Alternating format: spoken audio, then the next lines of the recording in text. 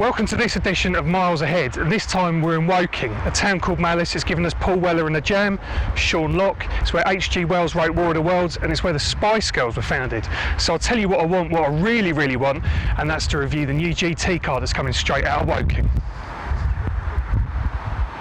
And here it is, the McLaren GT, a car that McLaren promises is going to redefine the Grand Tourer genre.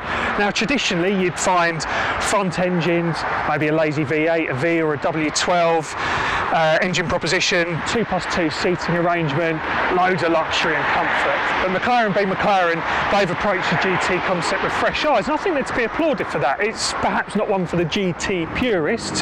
There's only 2 seats, it's mid-engines, you know, it doesn't have those classic GT qualities. So I think perhaps maybe the question more is the McLaren GT bringing comfort and practicality to the supercar arena, or is it bringing driver engagement, performance and handling to the GT arena? We'll have a closer look at that in the drive along. In the meantime, let's have a closer look at the car. So as standard, £163,000. This car is fitted with a few extras, comes in at £209,490. Now there's 2 particular options I'd like to highlight here. One is the Practicality pack, which gives you the ability to raise and lower the front suspension to make it easier to get up and down your drive or over speed bumps. That also provides a rear view parking camera and parking sensors. You're going to need those in this car. And the other one is the Premium pack, which comes with the Bowers and Wilkins speakers, which are fantastic. I think they're producing really great in-car audio at the moment, arguably a bit better than Bang & Olufsen. Don't at me on that one, no, they are great. So let's have a look inside. It retains the supercar feature of all McLarens with the dihedral doors. That's a pretty cool touch to have, makes it stand out. And then we get inside. Now it's very spacious, very light and airy in here. There's plenty of headroom. One slight drawback is a lack of storage space. There's a couple of cup holders, but the glove compartment is not getting too much in there. That's one slight drawback. You'd end up spending a lot of time throwing things behind you into the storage compartment there. But otherwise, the seats are very comfy. It's a nice place to while away a few hours. I think you'd happily do a long journey in here. The infotainment system is okay. It's touchscreen, it's intuitive. It's not the reason you're buying this car, is it? Let's be honest. So yeah, I mean, there's plenty of space back in here, and it's very scaled back compared to some of the other competitors. So let's get into the party piece of this, and that is the storage space. So we come with 2 storage compartments. In the front, we have a 150 litre boot, which would adequately take a suitcase if you're going away for a long weekend, that sort of thing. I did the big shop down at Tesco this week in it. Other supermarkets are available, and everything fitted in there, no drama. I used the back compartment as well. So you are getting overall practicality. So it's a slightly strange layout because it's quite shallow in points, and McLaren do sell specialist luggage kits, so you can get everything in there nice and easy if you are using it on a day-to-day basis, which you really could. As you see, I managed to get my cricket gear in there. And what else do you really need? Let's close the boot and get onto the drive along, see what this thing's like to drive. Right, so we've got the practicality, we've got the comfort, we've got the GT. So what's it like out on the road to drive? Well, surprisingly comfortable actually. You're not expecting it to be an overly comfortable car. When you look at it, it's got very aggressive looking seats on it, and the ride is very low down, and you're expecting it to be like a supercar really, but it's got quite a forgiving suspension on it, and it scans the road ahead and works out, you know, what's coming and what's not. So it's very comfortable, glides along speed bumps very easily. I mean, the dreadful potholed roads we've got, it handles those with aplomb too. The engine's obviously behind us, and that gives a great sense of theatre to this car as well, because it's got a go-kartish feel to it. You can really feel the revs rising through the base of your seat, and that's when we get into the performance element of this car. And the real pièce de la résistance of this car is the steering. The steering is absolutely superb. You feel every little hop and bump in the road, and you can place the car so precisely through turns, corners, roundabouts, all that sort of thing, and it just glides through them superbly, and you just feel so involved with the drive. I mean, in terms of driving, I mean, that's what this car is all about. It is stunningly good to drive.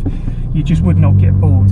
It's lacking a lot of the refinement you might get in a GT car. For example, you don't have the adaptive cruise control, there's no massage seats, those little things. I mean, there's no adaptive headbeams. You've actually got to do quite a lot yourself in this car. I mean, I know how ghastly, but what you do have to do is superb. And you might get annoyed if you're stuck in, say, a 50-mile-an-hour average speed zone out on the motorway, and that would become a minor frustration if you don't have that adaptive cruise control. But once you got on the other side, it's stick it into sport mode and it will fly through, and it is just will put a smile on your face every time.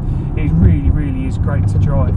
And the layout in here, as we said earlier, is quite simple, and that actually lends itself to the superior driving experience you get with this car. So the steering wheel, there's no buttons on this steering wheel, it is just a steering wheel. There's all the stalks and everything else based behind the steering wheel that you've got to work with there, so you're not accidentally pressing buttons as you go along. The gearbox, it has what McLaren calls seamless shift. It glides along very nicely, just those instant gear changes, you don't really notice it changing. The one thing I do really like on this car, which I haven't liked so much on others, is when you do put it into manual mode, the gear changes are instant in this. It really clicks through the gears, you can hear it pick up ready to go, and it's just all that power, and it flicks back through the gears superbly, and it's really responsive, and it's just a very playful thing to drive, and it stays so planted through the corners. It's minimal body roll, and you just stay so composed on its line, and it really is, you know, it's great fun to drive, and it is like a supercar in that respect. So, you know, as far as McLaren have promised to redefine the GT concept, this car certainly asks questions of it. Do you need the 2+2? Do you need the massage seats? Do you need all those bits and pieces? And that's going to come down to your choice as to what you prefer and what you're looking for in the car. If you're looking for a practical supercar, then, you know, you'd go a lot worse than get one of these. I mean, it does tick a lot of boxes. It's superb to drive, and it really has put a smile on my face having it for this week. And the other thing about it is you can just put it into its more muted settings. So when you've got everything set up, you can adjust the settings down here. When everything's set up in comfort, it's not that fast. You know, you have to really get it to go, and it takes a couple of seconds to step down, and it's just a far more refined drive. But once you press the active button down here, flick everything into sport, and, you know, get the paddles into play, then it really does come to life. And you have to work for your performance in this car, and it's quite old school in that regard. In some of the other GTs that this is going up against, you get that instant torque, so you get that instant acceleration, and it's available at every rev range, whereas in this you have to think ahead, you have to do things for yourself in this car.